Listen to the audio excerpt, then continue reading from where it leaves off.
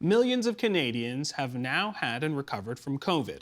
A surprising number have had it more than once. That's raised questions around earlier hopes that infection would bolster immunity. In fact, there's currently a pretty vigorous debate about what having COVID does to our immune system, broadly speaking. With us now on that, in Baltimore, Maryland, T-cell immunologist Anthony Leonardi, who is an honorary research fellow at Kingston University in London, UK, currently also a public health student at Johns Hopkins Bloomberg School of Public Health. In Quebec City, Don Bowdish, immunologist and professor in the Department of Medicine at Hamilton's McMaster University. Here in Ontario's capital city, Dr. Alison McGeer, medical microbiologist and infectious disease specialist at Mount Sinai Hospital. Colin Furness, infectious control and epidemiologist and assistant professor at the University of Toronto's Faculty of Information. Welcome to you all. All right, I want to know where we all stand on this, and I'm going to come to you, Anthony, first. Are COVID infections impairing our immune systems even after we recover? Well, recovery is a loose definition there. So if you actually look at certain markers in the blood, there are changes that are long lasting. So I would argue that it's not full recovery as of yet, but I'm open to hear what everyone else thinks. All right, and then Dawn, I'll get your take. Yeah, I think there's a lot of heterogeneity in the responses. So we can think around long COVID as being the extreme example where people have these long lasting challenges, and some of those are due to changes in their immune response. But where the question I think you're actually asking is for what about the people who just had a reasonable infection? What does their future look like? And data, including some of our own, does suggest that some people do have some lasting changes to their immune response, while epidemiological data suggests that people who've had COVID may be seeking more medical care, maybe ending up going back to the hospital for things that seem unrelated. So I think those two pieces of data together suggest that, at least in some people, there are lasting changes that may contribute to this requirement for more medical care. Alison. What we know from previous pandemics is there are likely a group of people who've had COVID who will be significantly affected for at least a long period of time. The perhaps more relevant question is, what about all the people who've had mild infections in Omicron? And that's very difficult to tease out. As Don has just pointed out, people who've been hospitalized may have ongoing issues, but the truth is people who've been hospitalized for any infection have ongoing issues. So the challenge here is teasing out what might be something from COVID and what might be something that's just having a viral infection, any viral infection, which changes your immune system, and what clinical impact that has. What we don't have at the moment is strong evidence that for most of the people who've had mild COVID infections, not been hospitalized, that there is an ongoing impact that significantly impairs their response to other infections. Doesn't mean it's not true, just means that we don't have evidence at the moment that it is. And our entire history of, meeting pathogens and dealing with them suggests, I think, that it's unlikely that there's going to be a long-term impact that is clinically significant for the majority of people. All right, and then Colin, I'll get your take as well. Sure. I think when we try and answer these questions, we usually try and answer them for everybody. Is there an immune effect on everybody? And I think the better question is, and I think Dr. Bowdish said it, is there a bad effect in some people? We have some data, such as children being on ventilators for RSV, way above and beyond what we'd expect, despite the fact that RSV has lower prevalence right now than we would expect. So that's a head scratcher, and it suggests that maybe some kids are having a really bad immune suppression problem. It's tricky, but that's what immune harm would help to explain some of these observations. Alison, I want to come to you as well, because I know there's some research out there, just like what Colin was talking about in children. Can you tease that out a little bit more? What are we seeing in terms of what we're seeing in the effects in children? So I'm just going to frankly disagree with Colin, okay? I think our problem with RSV is really specific. All kids get infected with RSV in the first 3 years of life. So there's a 30 or 40% infection rate before year 1, and another similar rate before year 2, and then some more. And all of us have repeated RSV infections. So usually the first infection is the most severe, but not always. It's a bit complicated. And what happened during the pandemic was we had no RSV activity in Canada, with the exception of Quebec, okay? Quebec is always the exception, who had some activity last year. And so we now have this cohort of children aged 1 to 4 who have not been exposed to RSV significantly and have not had infections, and we're catching up. And unfortunately, when that happens, you catch up all at once, okay? So the 3 times as many people 3 times as many kids in the hospital with RSV infections is exactly what we would expect epidemiologically.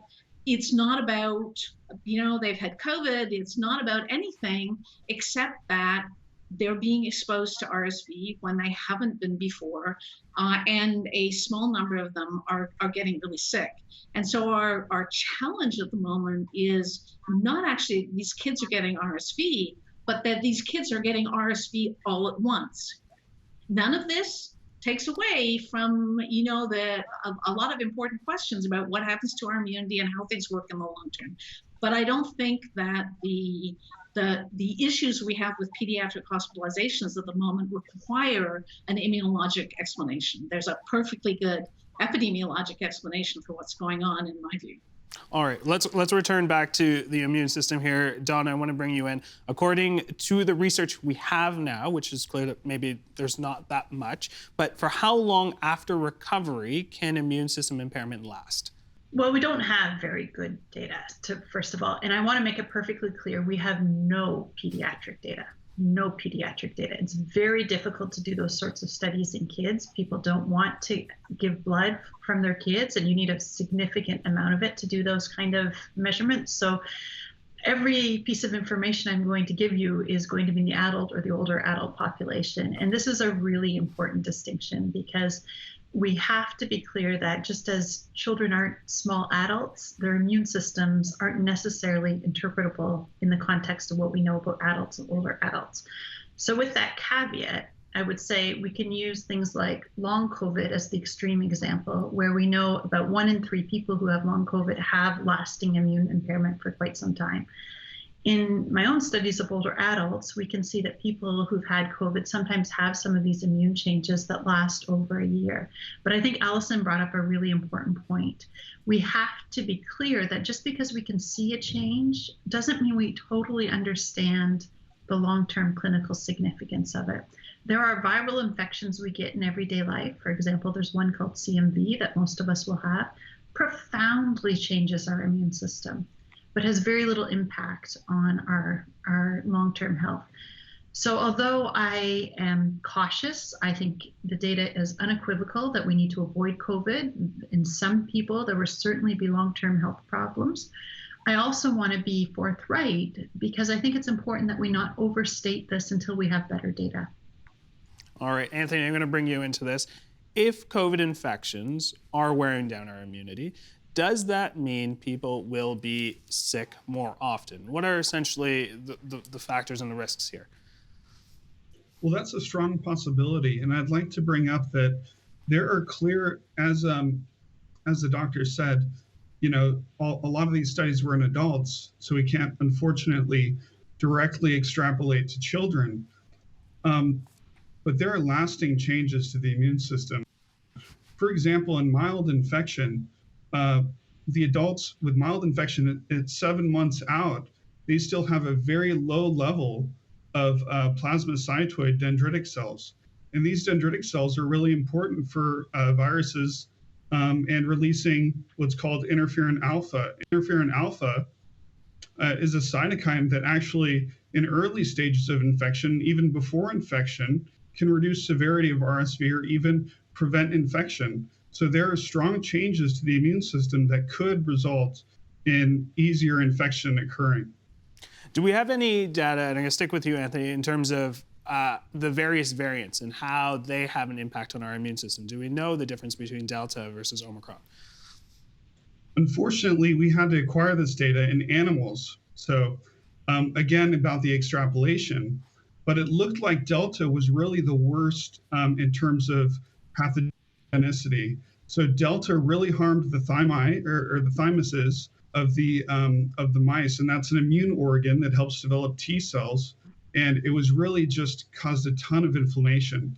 With Omicron, it had less of those Delta-like features and harm to the thymus. But with time, Omicron has re-evolved to go back to those changes that were in Delta. So it looks like Delta, so far was really the worst one, but Omicron is returning to a Delta-like phenotype, and that means just the way it is. All right, Dawn, I do want to bring you back in. You did talk about long COVID a little bit. Is immune suppression post-COVID different from having long COVID? Yes, long COVID's a constellation. Many different things can happen. So some people who have long COVID have very clear autoimmunity. So in the context of that infection, their immune system got the wrong message and started attacking their own body. Some people don't have as much evidence of that autoimmunity, but they seem to have damage to some of their organs, at least some of which is probably immune mediated. So it's a real big constellation and shows us how big the variation in what this does. And it depends on how severely sick you are, probably sex plays a role, your age, what variant you got, et cetera, et cetera. So again, we can use long COVID as the extreme of that, both heterogeneity and immune effects. And for many of the older adults in our study, we don't see the very, very extreme immune effects. We see something sort of in the middle. So what's going to be important for us to tease out is how does this impact the rest of their aging trajectory? What other diseases they get, what other infections they'll get. All right, so we're seeing unprecedented capacity crises in pediatric hospitals and emergency departments. A debate is unfolding across this province. Some experts explain the surge in viral infections as a result of immune suppression post-COVID. Others say immunity debt is to blame. Allison, I'm hoping you can help clear this up a little bit and help explain a little here. Has the idea of immunity debt been misunderstood, and can you help explain what that actually means? Well, I'm not actually sure what it means when people talk about immunity debt. It's not a term I would use. Really, a piece of this issue, at least, is the fact that we didn't expose children to RSV for full two winter seasons during the pandemic. So usually in temperate climates in Canada, in the winter season, you get RSV. It starts in October, it goes up to a peak in November, it's stable over the winter, starts to come down in March and go back in April again, and it's pretty reliable. But we've had 2 years with no RSV activity. So there's no question that we now have a cohort of susceptible children who, of ages that pre-pandemic would not be susceptible. It's actually been pretty quiet in pediatric ICUs, with the exception of COVID activity for the last 2 years. And that group of children is now getting RSV infection for the first time. And in Canada, we just don't have much spare capacity in any of our ICUs, but particularly in our pediatric ICUs. So the increase in the number of kids who require hospitalization, just because of the increase in the number of kids who are being exposed to RSV for the first time, is incredibly difficult for our system to deal with. You're not hearing so much about it in other countries because other countries don't have this really, really tight number of intensive care unit beds that we have in Canada. But there's no question in my mind that the biggest impact of this excess in illness in kids and in our ICUs is related to the fact that kids just weren't exposed to RSV. And in the end, all children are going to get exposed to RSV. The fact that we didn't expose them to RSV during the pandemic is a little bit neither here nor there. The problem is not so much that they're getting RSV, although I will say there's a whole bunch of new RSV vaccines that are going to be on the market for kids in about 2 years. And when we get those vaccines, we won't have this illness and it will be awesome. Okay, but we're not quite there yet. So in the meantime, we can't prevent kids from getting RSV. And our problem is not so much that these kids are getting RSV, it's that these kids are getting RSV all at the same time, which is incredibly difficult for their management in our pediatric ICUs. Colin, I'm going to bring you in here. Is there any validity, and I'm going to, for the sake of this conversation, call it maybe immunity gap theory, opposed to the immunity debt, but is there any validity to this and to what Alison is saying? Well, I agree with Alison, and I've learned when I disagree with her, I'm usually wrong. But I'll depart on it a little bit because I think both are going on. There's no question that there's this double cohort effect. That's true. But we did have a spike in RSV in the spring, and we have very low levels now. So it seems to me that if there's not much RSV yet, all this exposure, all this double exposure has yet to happen. And I still don't think it quite explains the number of kids who are seriously ill. This is a testable hypothesis. If it is a double cohort effect, this is going to fade sooner rather than later. If it's immune harm, I think it's going to get worse, and we'll see kids with multiple viral infections and fungal infections too. So I think in the coming months we'll get a better picture, and I'd love to be wrong. All right, Dawn, I'll get your take as well. I think this really highlights a problem with us getting data in a real-time manner in Canada. The perfect way to answer this question is if we had databases where we had records of which kids had COVID and which didn't. And we would expect that the severity would be increased in RSV if COVID was the cause. And we would expect no relationship if COVID was not the cause. But we've got two problems. One, we don't have really good databases where we can get these kind of data in real time. And two, we stopped testing. So even if we could do a database search, we don't actually know which kids had COVID or not. And I actually think I think both things are probably true. I think we're seeing a double cohort effect, and we are maybe seeing some effects of some post-COVID effects potentially. But I don't know where the balance is. It could be more of one and it could be more of the other. And I really want to make a plea for designing better health systems so we can answer these questions in real time, because it really does affect which strategy we would take. Anthony, I'm hoping you can... While we're on these issues, can I just interrupt for a moment? Sure, yeah. I think one of the other really difficult things to interpret is that both COVID and RSV are diseases that are substantially determined by social determinants of health. So that our kids who live in poverty, whose parents are racialized, whose parents are new immigrants, have higher risks of both of them. So there's a really important, the inequity that occurs in our society is an important driver of severe RSV and severe COVID in kids. And so it's partly about having health systems, but it's also about trying to tease out that confounding. Makes it really difficult to know for sure. All right, Anthony, I want to get your take in there. Is it possible that both ideas can be true, or are we leaning on one or the other? I personally think it's both. It's definitely true that the mitigations from COVID, like social distancing and mask wearing, reduce the prevalence of RSV. That's, obvious. The question is, could there be an additional effect of immune harm, from COVID? And the evidence is there. Unfortunately, it's not well studied in children, but we see that there are long-lasting, up to 7 months, deficits in dendritic cells, and these cells are they're very much responsible for helping with viral infections, especially in the upper airway. It's well characterized for RSV. Actually, they found that infants and children with severe RSV were more likely to have relatively lower interferon alpha levels. It was a marker for potential harm. All right, I want to pull up a tweet by Dr. Mustafa Hirji, the acting medical officer of health for Niagara Region, in reference to COVID-induced immune dysregulation having an impact across the province. He writes, "I'd like to see evidence linked to the actual situation at hand. Until then, it is just a hypothesis, but the currently favored hypothesis, so-called immunity debt, lacks both historical and situational evidence and is inconsistent with surveillance data." Doesn't seem like he's any different from what we're saying here, but Alison, what's your response to that?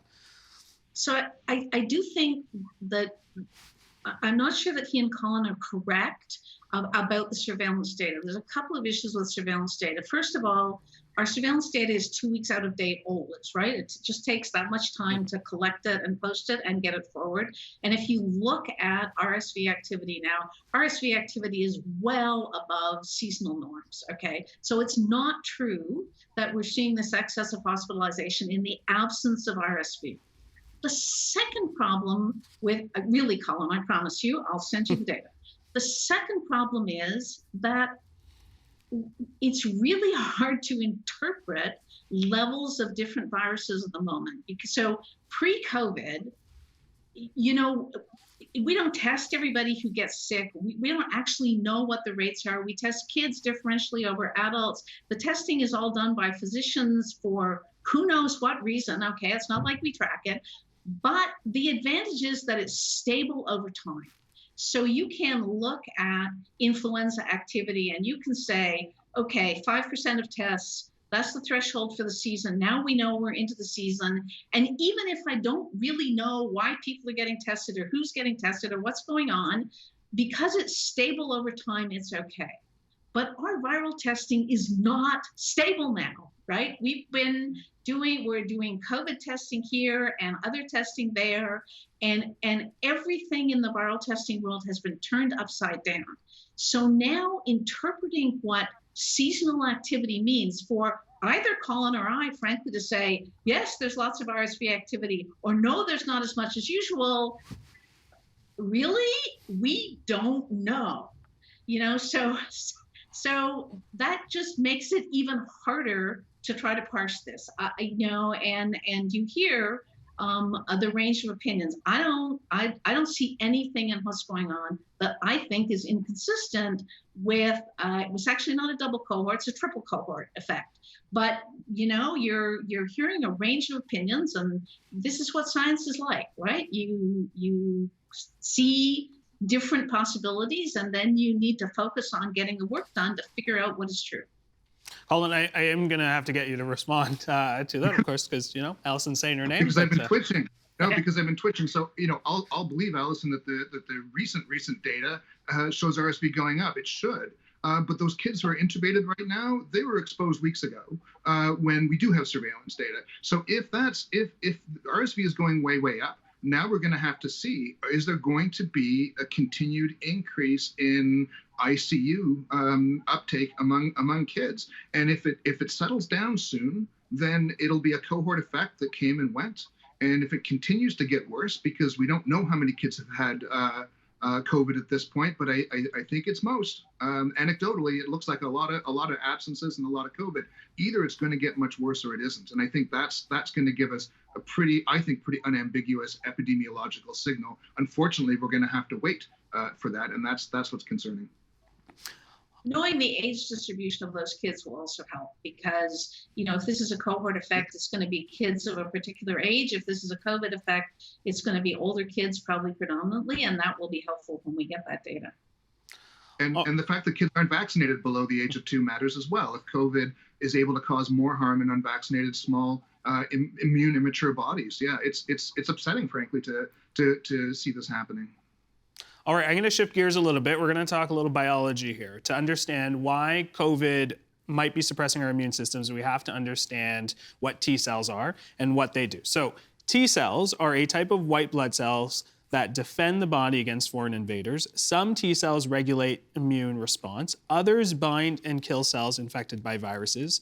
T cells can protect against reinfection by providing a durable memory of past invaders. And finally, T cells secrete chemicals that help B cells produce antibodies, among other important functions. Anthony, you have studied T cells. This is your backyard here. What does COVID-19 do to our T cells to cause immune dysregulation? So it stimulates them in a very strong manner. So you can look at T cell phenotypes and kind of, you know, gauge where they are on a life cycle. And SARS-CoV-2, or the disease we call COVID, it strongly stimulates a lot of T cells, so much so that we see what's called lymphocytopenia in the acute setting. That means you have low white blood cells, specifically low T cells, because when they're activated, they go out into the periphery, which means outside of your blood. So they strongly stimulate the T cells. when you stimulate cells to grow, they'll age to an extent. There's a paradox with T cells as well. So one would think, with age, you have less activity. But actually, the opposite is true with T cells in terms of their killing activity. So T cells, they must grow up, they encounter what they're going to kill, specifically, usually cells infected with a virus, and then they kill it. And that takes a whole aging process. So the paradox is that when the T cell is older, it's more likely to kill. Okay, so you have young T cells that aren't really killing, then you have older T cells that are killing. So when COVID stimulates the T cells very strongly, the T cells, of course, are hyperactivated. Then they go out and they kill. And also, for some reason, the T cells that kind of regulate our immunity and stop us from having autoimmunity, they change and actually license or actually say, okay, it's okay for you to be an autoimmune cell. So those are called hyperactivated T regulatory cells. So COVID is causing all sorts of T cell, chaos, as it were. So it's absolutely dysregulating T cells. So you sounded the earliest alarms about this hypothesis and received some pretty bad pushback. And I'm curious, why do you think people were so angry with you, and have they come around to this sort of hypothesis now? They have, only because, our T cell memory did not bring about herd immunity. So unfortunately, what happened is we studied the T cells in a dish, okay, and said, okay, look, the T cells are responding to viral proteins or antigens, okay?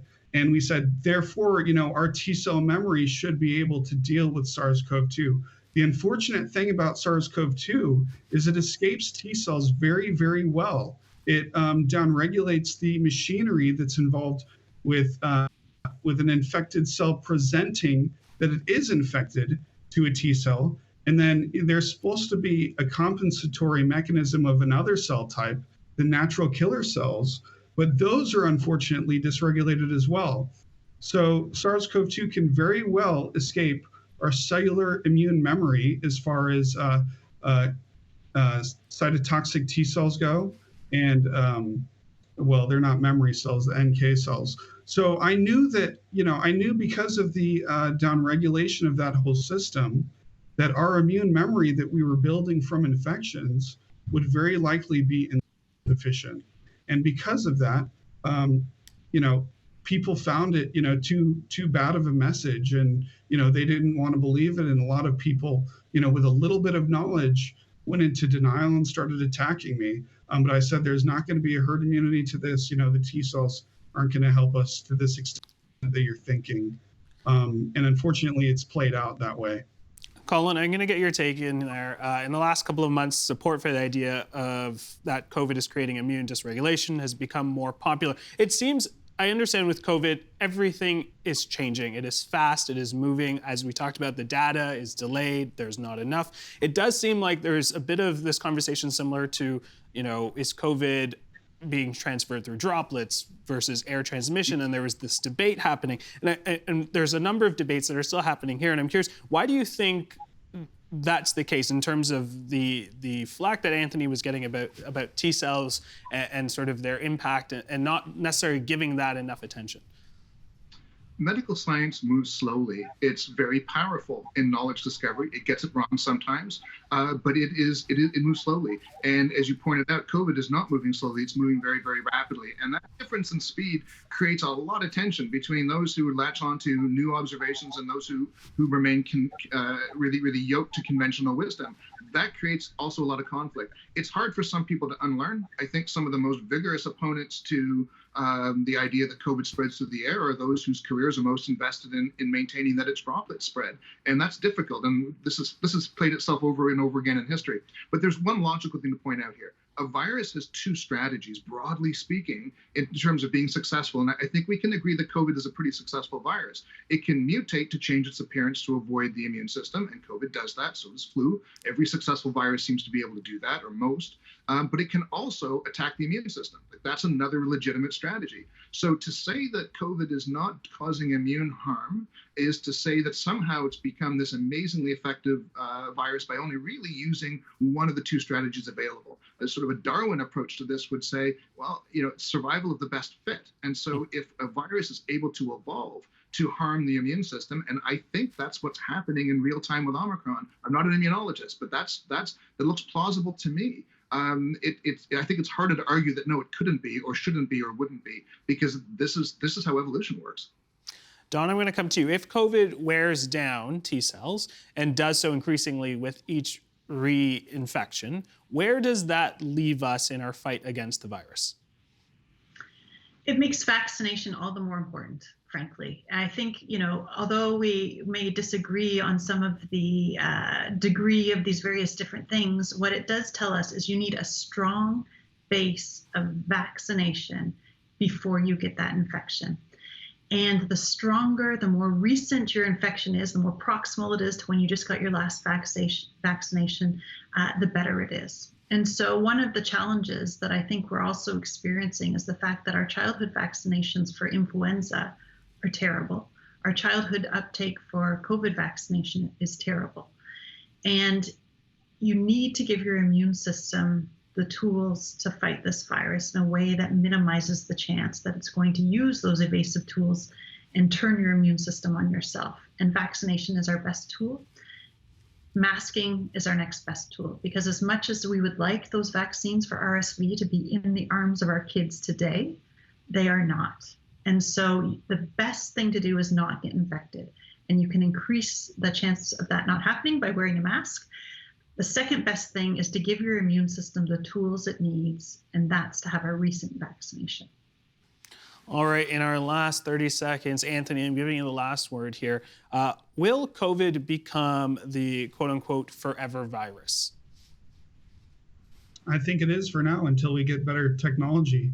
We don't have the surveillance systems or capacity right now, barring what China does to deal with it. So we're going to need a leap of technology to deal with COVID. It is, pretty much the forever plague. Colin, Don, Alice, and Anthony, I want to thank you so much for taking your time. Of course, you guys are always doing important work, so thank you so much for taking the time and joining us on the program tonight. Thanks. Good night. Thank you. The Agenda with Steve Paikin is made possible through generous philanthropic contributions from viewers like you. Thank you for supporting TVO's journalism.